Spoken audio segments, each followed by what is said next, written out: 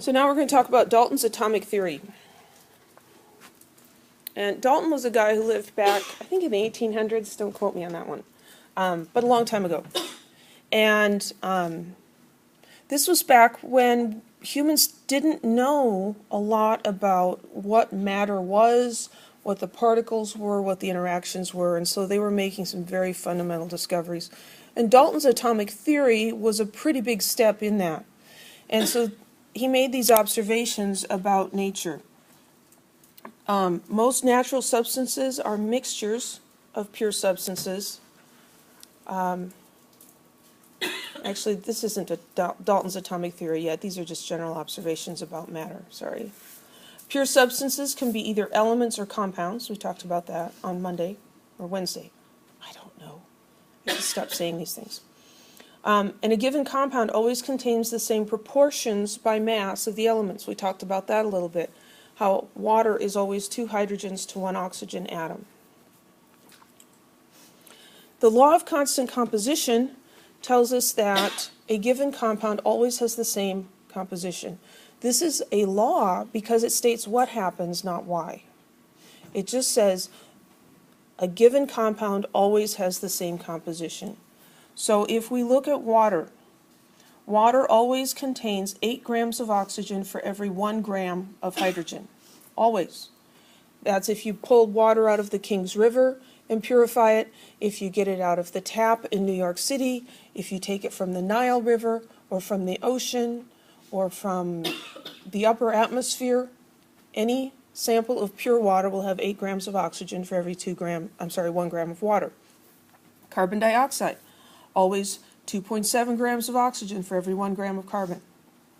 I'm not going to quiz you on that, but just it's an illustration of compounds have constant composition. So here's Dalton's atomic theory. Oh, I was right, 1808. So his first statement is that elements are made of tiny particles called atoms. Now this is a theory, not a law. The law of constant composition says what happens. Dalton's theory tries to explain why those observations are true. So all elements are composed of tiny particles that are called atoms. All the atoms of a given element are identical. The atoms of any given element are different from those of any other element. And atoms of one element can combine with another to form compounds. And this is where Dalton's theory explains why the law of constant composition is true. So, because the elements are made up of these tiny particles, they can only combine in certain ratios. So here's an example of 3 different compounds between nitrogen and oxygen. You can have 1 nitrogen for every 1 oxygen atom. You could have 2 oxygens for 1 nitrogen. You can have 2 nitrogens for 1 oxygen. But in any one compound, you're going to have the same combination. And that's because when you break matter down into smaller and smaller pieces, eventually you get to the atom, which is the smallest indivisible particle. So everything has to be ratios of numbers of particles.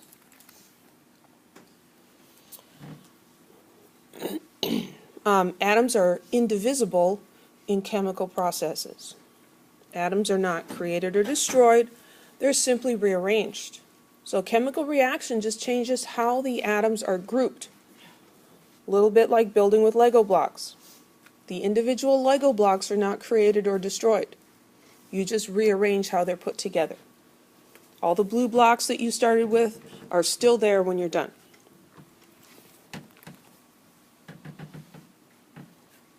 Now, one of those statements that we talked about just now is not true.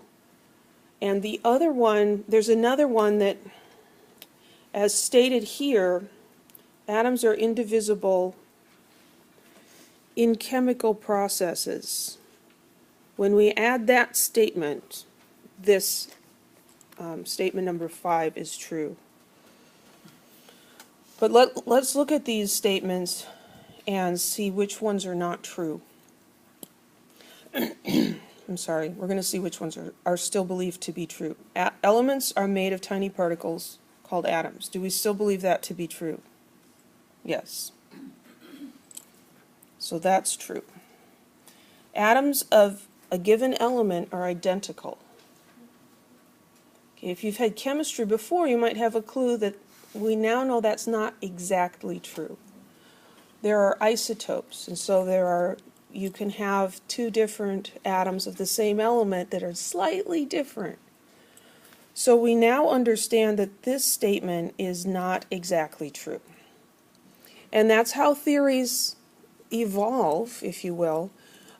Someone comes up with a theory, and people test it and stuff, and sometimes new knowledge comes out, and we're like, okay, that statement wasn't quite right anymore. How about number 3? A given compound always has the same relative numbers and types of atoms. What do you think? That one's true. Now, statement 4. Atoms are indestructible. It doesn't mention in chemical processes. It just says they're indestructible. Can we destroy atoms? We can. It involves nuclear chemistry. Atoms are destroyed in nuclear reactions. Okay, back in 1808, nobody understood anything about nuclear reactions yet. And so he thought that atoms were indestructible. So now we take that statement, atoms are indestructible, in chemical processes. Okay, so that's most of the time.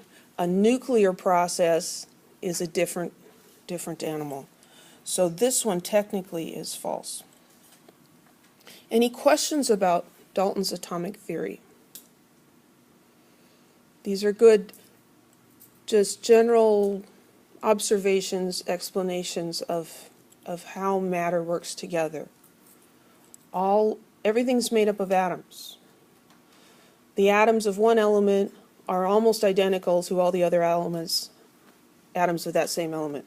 And what we can really say is that atoms of two different elements are different. They combine in particular ways to form compounds, and in chemical processes, they're indestructible.